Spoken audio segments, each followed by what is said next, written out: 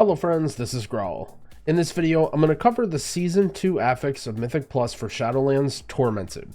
I wanted to give it a bit of time, and now that I've been able to do a bunch of different keys, some challenging high-level stuff and others just in pugs, I'm pretty confident in talking about how you should be handling these mobs and what powers you should pick in your adventures. I'm going to be speaking mainly from a healer's perspective, but I hope this information will be helpful to anyone playing Mythic Plus this season.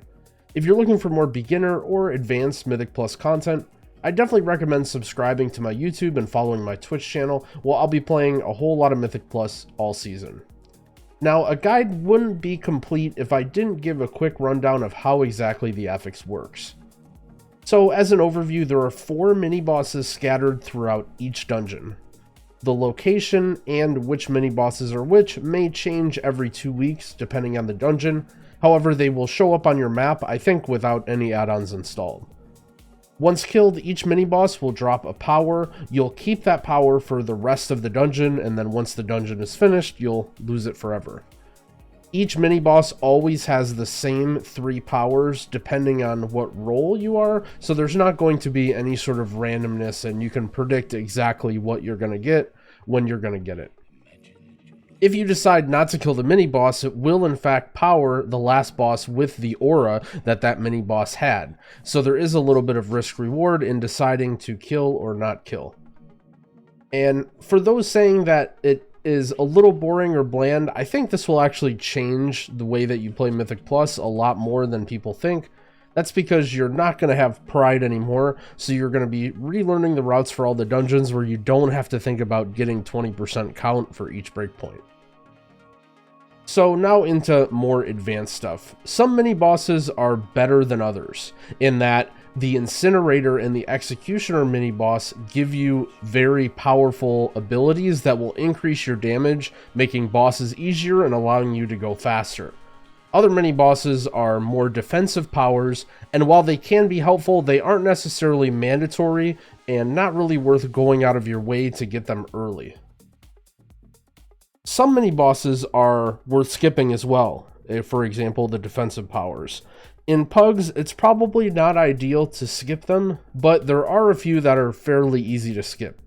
For example, the defensive power from Sagadan the Breaker is pretty easy to skip in Mists of Tyrna's Scythe because it empowers the last boss with physical damage, but nothing really in the last boss of Mists is that dangerous with physical damage. As another small tip, I'll rewind a little bit. Sometimes the click area of the powers can be buggy. And one thing I found is to move your mouse way above where the power should be. You'll see I actually did it kind of on the power there, but you can actually move it way above like where the name is or your nameplate to select it. Sometimes when there are other players standing on top of the power, it can be a little annoying to click. Another thing about the mini bosses is they don't reset their health, unlike all the other mobs in the dungeon. I'm sure you'll be in a situation where you accidentally pull a mini boss with other dangerous stuff and you decide there's no chance that you're killing it, you're going to have to wipe.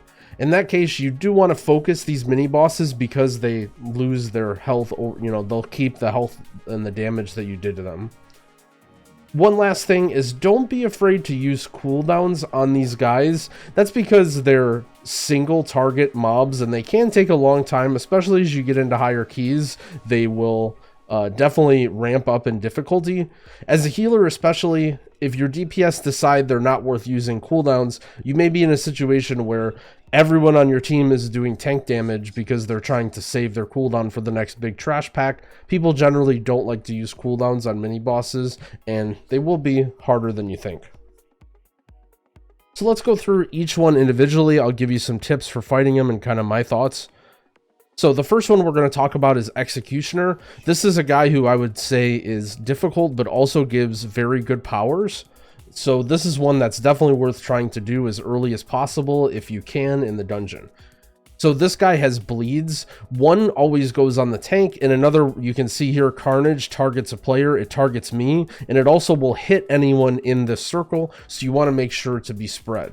Now the challenge for that is the last ability that he uses, Wave of Terror, will do damage to everybody, and it also fear you if you don't have nearby allies. So you can see the strategy that we use here is we kind of have a soft spread of different players. That way we're close enough for the fear, however we're far enough away that once we see that we have the debuff on ourselves, we can get out quickly. Another tip as a healer, sometimes you'll see people that are, you know, whatever, you know, they may be very preoccupied and they just don't know what the heck is going on. If they happen to be standing way out in the middle of nowhere for the fear, you already know ahead of time that they're going to get feared. Maybe they, you know, whatever reason, I don't know why they do it, but DPS players sometimes are just standing all the way out there. If you ever see that, just be ready to dispel them quickly, because if you don't dispel them quickly, their damage is going to be bad because they're getting feared. So anytime when the fear is going out, I'm also watching my teammates to see if I think anyone's about to get feared and to dispel them quickly. This guy is a little bit deceptively hard. You can see here we're fighting him on Grievous, and because of the healing reduction aura that he gives, it can actually be really, really tough if there are any other mobs or any sort of affixes like Grievous involved.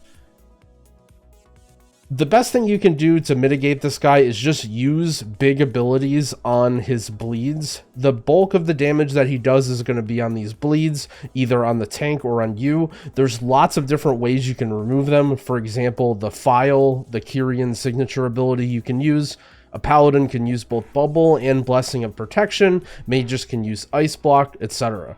And the main damage that he's doing is these bleeds, so removing the bleeds as fast as possible, or using a very big damage reduction, either Astral Shift or using your external on someone else. Even something like Spirit Link Totem as a Resto Shaman can be something that's helpful to use. Now we'll talk about the next guy. I believe this is Soggodon the Breaker. Now this guy I would rate as easy in difficulty, and his powers aren't great. This is a guy where occasionally you can skip him. He gives an aura that increases the physical damage that you take. However, none of his powers are really that strong, and also some of the bosses like Mists of Tyrannus Scythe, last boss, don't even do that much physical damage. So this is one that you may decide to skip sometimes. Early in the season, I think everyone is still learning, but I would imagine as we progress further and people get smarter, it will become more common to skip this guy, at least in some dungeons. This guy pulls everyone in and gives a root, and you have to sort of like break the root in order to get out.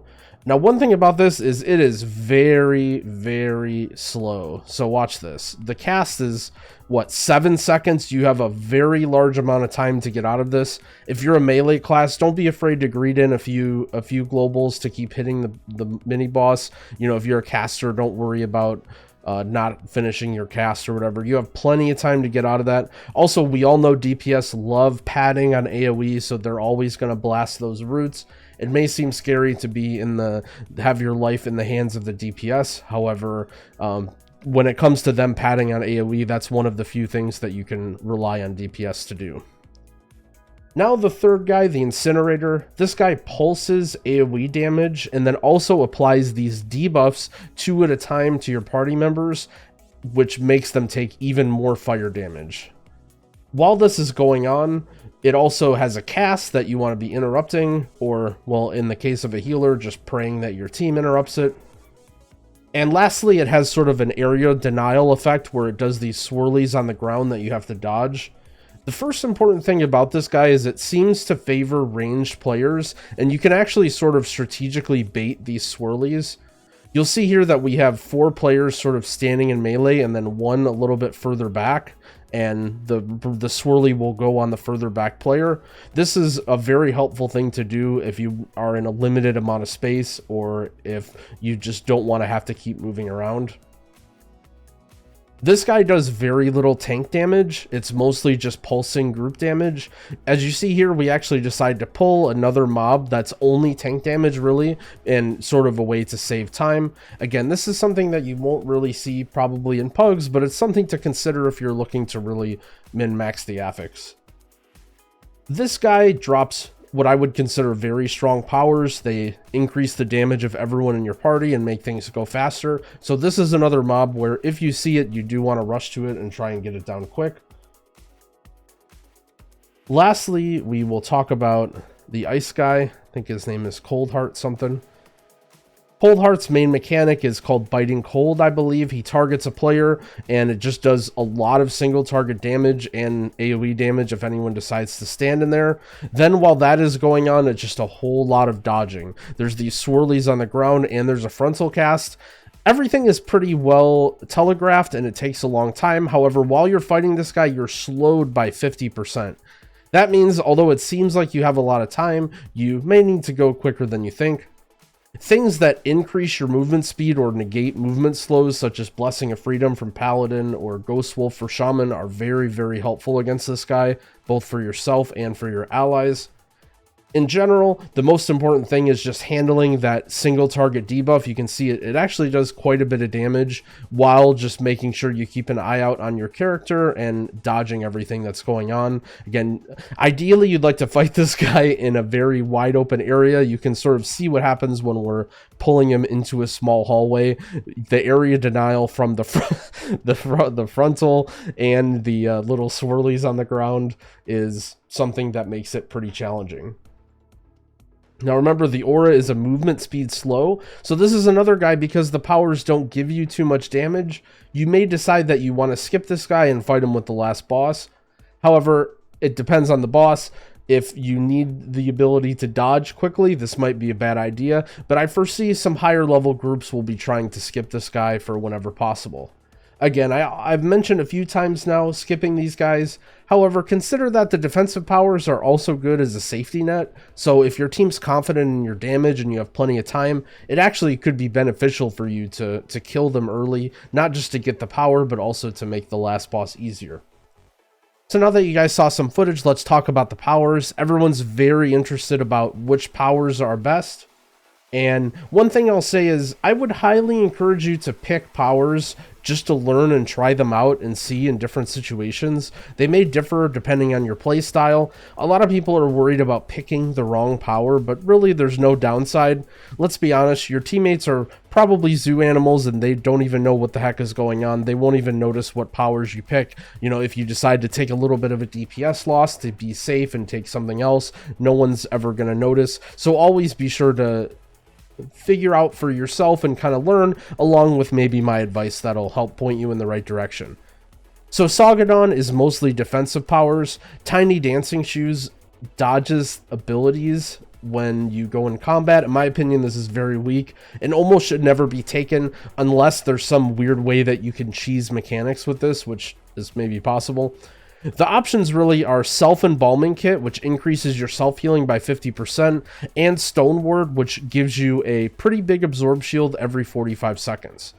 For general purpose, I would recommend taking Stone Ward. That's because it's very consistent and it also doesn't rely on you to do anything. You don't have to cast on yourself or do anything to get this benefit. You're constantly getting the shield. It also can sometimes prevent, random burst damage from killing you if you happen to step in something you shouldn't, but, none of you guys do that, I'm sure. If, however, there are some really tough bosses where you're just going to be pumping and pumping healing a lot, for example, maybe the first couple bosses in Sanguine Depths, but even though you can't really, I don't think you can get this power for those. But, if there's a boss that you're really worried about healing check, the Self-Embalming Kit can do more healing for you overall if you know you're going to be pumping healing. I think this one is situational. I think this more has to do with what you're fighting against and not what abilities you've had. I've had a lot of people theorize like, oh, what about Self-Embalming Kit with some other ability that, heals you a lot, for instance, Paladin, Speaking of Faith. I don't think that's so much as important as what's going on in the dungeon and if you're going to need to be manually healing yourself a lot. Incinerator, this is the most interesting power, I think. The default power that I'm generally choosing on healers is the Pedestal of Utter Hubris. This gives you a huge haste buff while in combat, but also burns a little bit of your health every 3 seconds. Now, the burn of your health is very, very minor. It might seem intimidating when you hear something like this, but especially combined with the defensive powers that you get and any leech that you may have, like on your cape enchant. This really doesn't do too much, and a 12% increase to haste is going to be a massive boost to your ability to heal, even on healers that don't use haste that well. I would probably recommend taking this power most of the time if you're not worried about mana. However, with haste comes spending a lot more mana, so you do have to be careful about that. If you're playing a class like Disc Priest, which loves haste but also can eat up mana, you may have to be careful taking a power like this. Another option for melee healers is the Sanguine Bottle. This does AoE damage and healing that pulses around you. If you're pulling really big, if you're pulling tons and tons of mobs, this can be helpful because it procs often and it just does a bunch of damage to enemies around you. This power, however, I feel lacks a little bit on area of or on single target rather. It's good on AoE, bad on single target. So for tyrannical weeks especially, I'd probably not recommend taking this, but this is a really nice easy mode power if you don't want to have to worry about anything, or maybe you're under geared and this could be a bigger impact than some of the other stuff.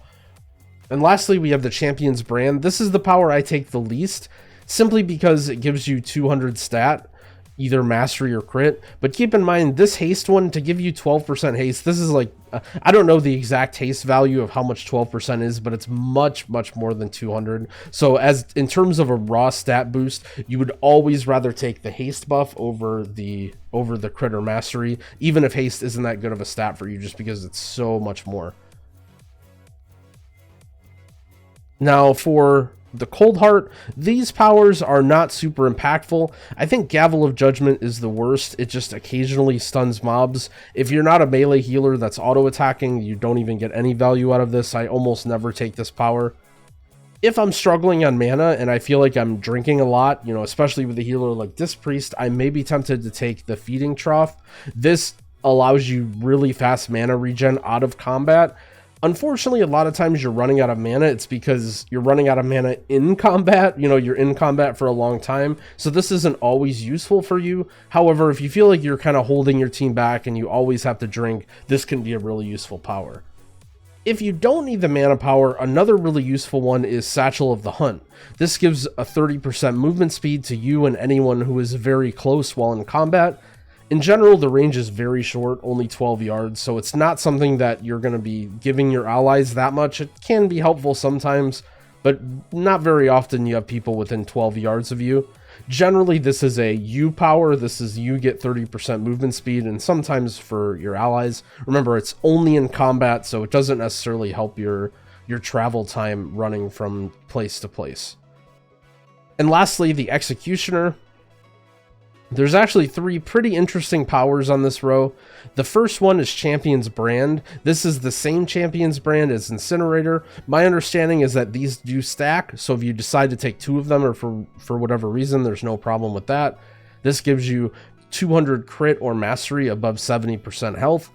An important consideration is that technically this is the only DPS gain power you can get, the 210 critical strike, because these other 2 don't give you DPS.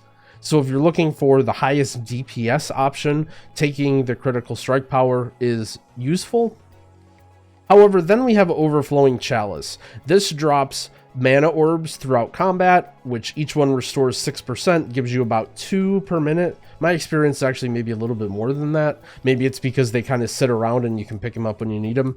And so essentially this is equating to giving you a ton of mana regen all the time. This is a very good power, and if there's ever a situation in a dungeon where you have to stop your team and drink and slow down to get mana, or if there's a really long boss fight or chain pull that you're worried about, this can be a very valuable power. I found myself originally not taking this, but I've been taking this more and more just out of convenience. It definitely feels bad missing out on the 200 critical strike chance for essentially, not really anything tangible. However, the mana that you get over time just is a big stress relief as a healer. You have to worry about this a lot less, especially in pugs when you don't know the route. You may not know exactly what's going on and how to manage your mana. So just getting these little drips of mana helping you out are pretty nice. And lastly, the Stabilizing Diamond. This stores healing when you're standing still, and then when you move, it heals. Surprisingly, this actually heals a pretty fair amount. If you're a caster that's standing still very often, think like a disc priest or shaman, you actually get quite a bit of value from this, and you're doing a lot of passive healing with this. I would say this is my least favorite of the three because it's not quite on demand. However, it certainly could be nice if you're, in a very difficult boss fight that may take a long time, where you're not worried about mana, where more mana won't necessarily help you. This will actually give you more HPS. However, I think that Champion's Brand would probably roughly give you the same amount of HPS anyway. The only problem is the conditional that it's above 70%. So I would say this is one that I would experiment with, occasionally. Let's say you're doing a casual key, try it out and just see how much healing it does for you, depending on your play style. I have the habit of loving to move around all the time, so I think I don't get as much value out of this as I could. But if you have steady feet and you can utilize this well, this power might actually be helpful. So that covers everything I wanted to go over about the Tormented Affix. Quickly, I'm going to go over my, the TLDR of these powers. So for this row, I'm generally taking Stone Ward. For the Incinerator, I'm usually taking the Pedestal. If I'm running out of mana, I may take the Bottle. For Cold Heart, I'm usually taking the Satchel, but if I'm worried about mana, I will take the Feeding Trough. And for the Executioner, I'm kind of on the fence about this one. I usually take the Chalice just for convenience, but if you're really trying to min-max, I feel like you can get the best benefit out of the Champion's Brand. And that covers everything again that I wanted to say. If you enjoyed this video, well, I'm glad, and thanks for watching. I'd appreciate it if you subscribe to my YouTube channel for more stuff. I'll be putting out tons of, basic content like this, as well as some super high keys and some more advanced content down the line. Happy keying.